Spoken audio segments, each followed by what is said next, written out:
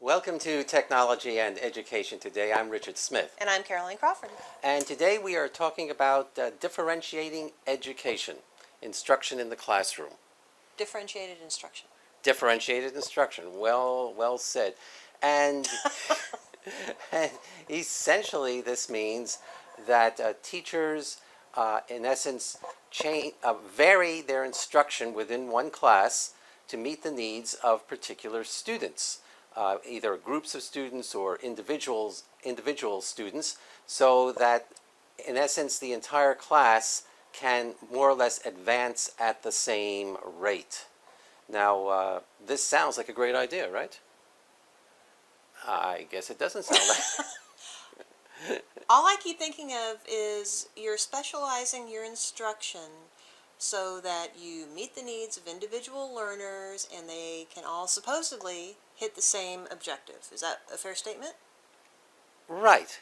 Yes, that's true. And the ways that this is done, for example, is that some students who are advanced may get questions on an exam which are many and difficult, and other students who are not as advanced may get questions on an exam which are fewer and not very difficult. Or instructionally, some students would receive assignments where they must write a 5-page paper. Other students might receive an assignment where they are able to draw a picture depicting the concept that has been taught.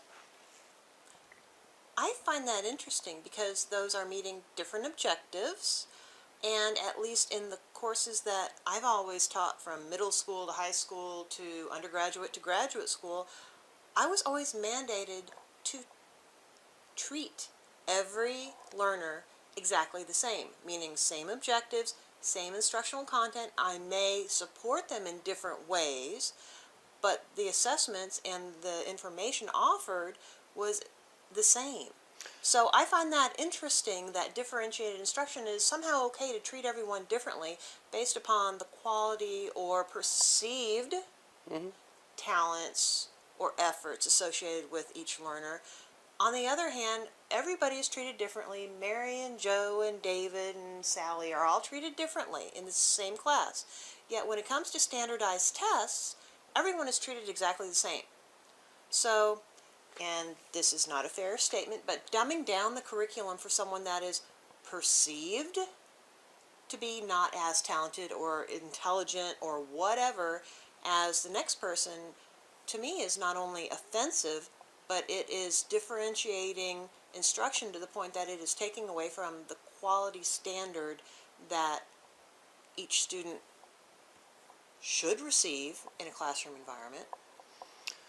Well, the question is why the need for this? And I agree with you when we're talking at the college level, even though differentiated instruction is finding its way into the college level, but at the elementary school level through high school level, I think the need for it came when mixed ability classes were instituted. So if you don't have classes that are Tracked. well, previously it was called tracking, and there were reasons why people wanted to get rid of tracking. But the bottom line is now a teacher may find that has a class with students who are very advanced, some are average, some are way below average. Well, I don't know if you did, but I instructed in those classes, and it was an interesting day. It's always going to be an interesting day.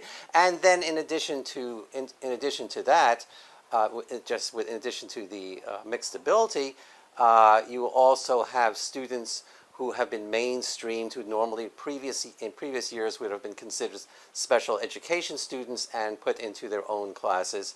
And then also, in addition to that, we have diversity requirements where students, current education theory advocates that we make certain to emphasize the various cultures of students who have immigrated from various countries in the world. So there are a lot of things for a teacher to keep track of in a classroom when differentiating education. So it's not only teaching to various students' abilities, it's teaching providing special instruction for students who have been mainstreamed and for students who perhaps don't speak English very well with still learning English and also providing for an emphasis of the various cultures that families may have immigrated I from. think we need to define differentiated instruction because I hear different definitions falling into this discussion.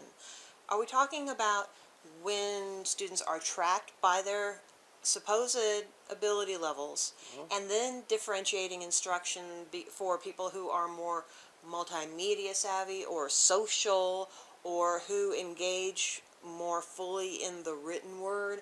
Or are we talking about differentiating instruction for the quality standard levels of different intellectual or instructional needs? You're mentioning we were talking about tracking. If there's no more tracking, then all the different students of all the different need levels are in one classroom.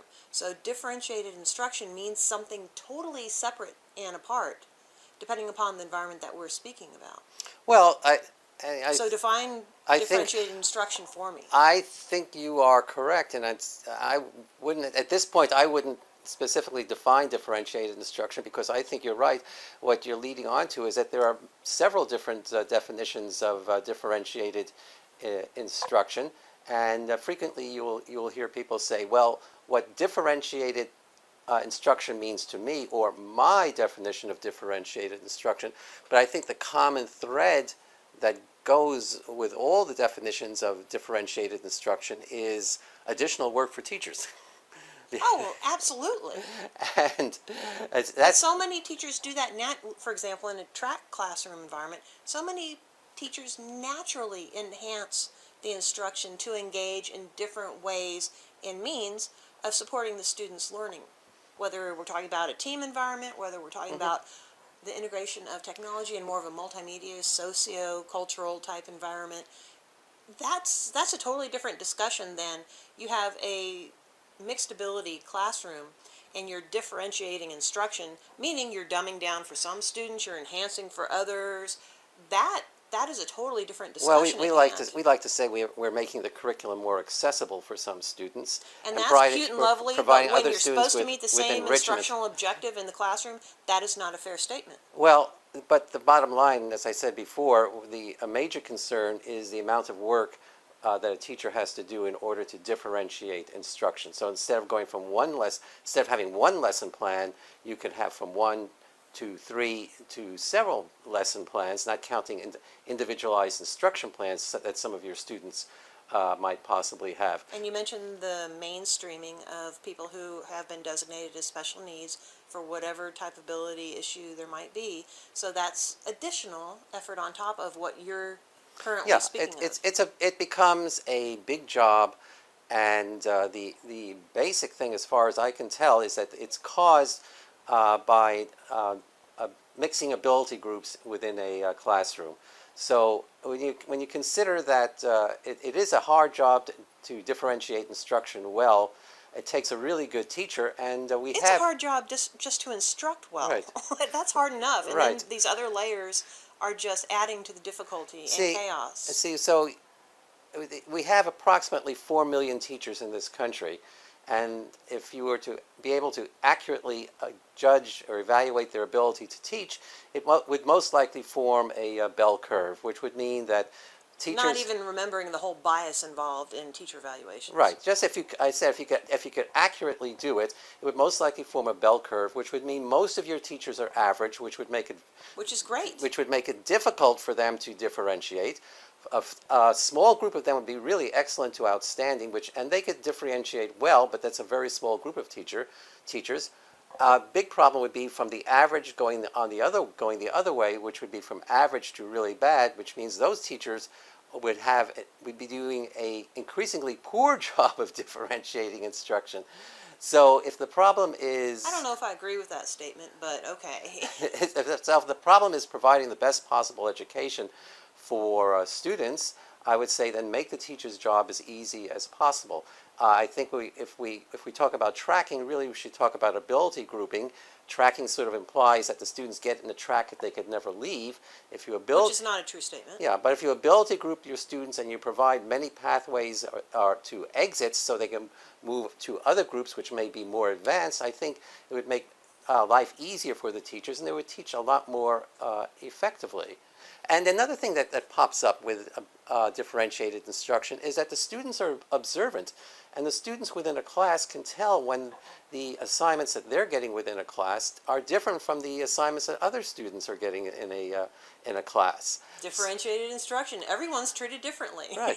And so then, let's Whether say, it's perceived or actual quality I'm standards. not certain how teachers handle this, but if you have students who's are at the low end of the spectrum, need a lot of help, and have been given assignments at their level, so to speak, if they complete those successfully, do they get an A as the same grade as students who are at the higher end of the spectrum within that same course or that same class? And if they do, then what does a student who gets an A, who's doing very high level work, think about his or her grade when he sees that somebody he knows is doing lower level work also gets an A? Has been reflected through study after study after study, and unfortunately real world environments, many which occur in Houston. Every time you take a stronger, I don't want to say stronger, but someone who has presented themselves as being a stronger student and is paired with or teams up with students of perceived or labeled lesser abilities, it's not that the lower ability student rises up due to being surrounded by all these brilliant people. It's usually that the perceived stronger student lowers their standards and dumbs it down to the level of, to a lower level or the level of the person with whom they're working. So, So interesting. not exactly a strong support for differentiated instruction if that's the way it's being defined. Well, interesting questions. We've run out of time now. So for this edition of Technology and Education Today, for Technology and Education Today, I'm Richard Smith. And I'm Caroline Crawford. Bye.